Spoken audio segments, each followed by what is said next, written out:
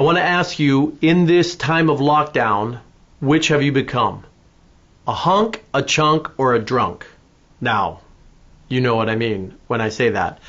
I saw that exercise equipment around the globe has been selling off the shelves like crazy. They can't even keep up with the demand. So some of you are obviously exercising, taking advantage of this time, pouring out your frustrations and your anxiety to get fit. So you're a hunk. Some of us have become a chunk, and we put on the COVID-19, 19 kilos or 19 pounds, wherever you live. I hope it's the lesser. But a lot of people are turning in the anxiety and the isolation to just consuming food or other things, a lot of TV watching, a lot of garbage filling our minds. And some are becoming drunks. If you weren't already, I've seen that the alcohol sales around the globe have gone insane.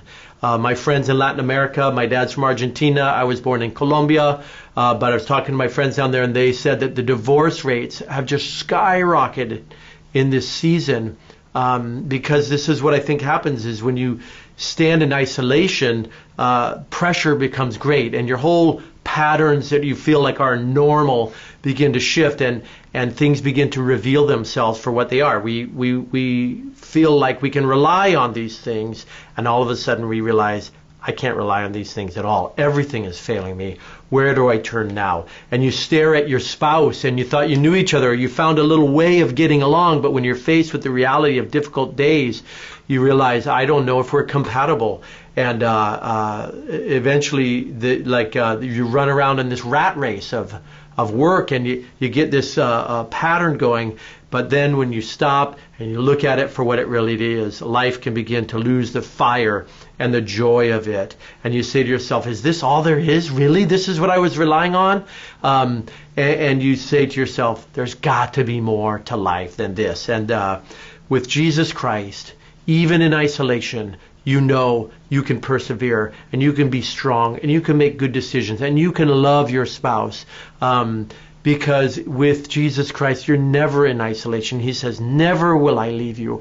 Never will I forsake you. Even if your father and mother leave you, I will never forsake you, says the Lord. And Jeremiah 6:16 says this, and this may be where you're at. You're at a crossroads of life. He says, stand at the crossroads and look. Ask for the ancient path. Ask where the good way is and walk in it, and you will find rest for your souls. And isn't that what we desire? Whether we're busy and things are going well, you can still have anxieties. You need rest and you need peace. When things get difficult and things slow down and you don't know where to turn, and life is getting very challenging, you can find rest for your soul. So stand at the crossroads that you're at. You're at a crossroads in life right now. Stand and look. It says, ask God for the good way. And then, though, walk in it. Walk with Him. Come, meet Jesus Christ today and walk with Him. It'll be the beginning of great days of transformation and change, hope and rest for your soul.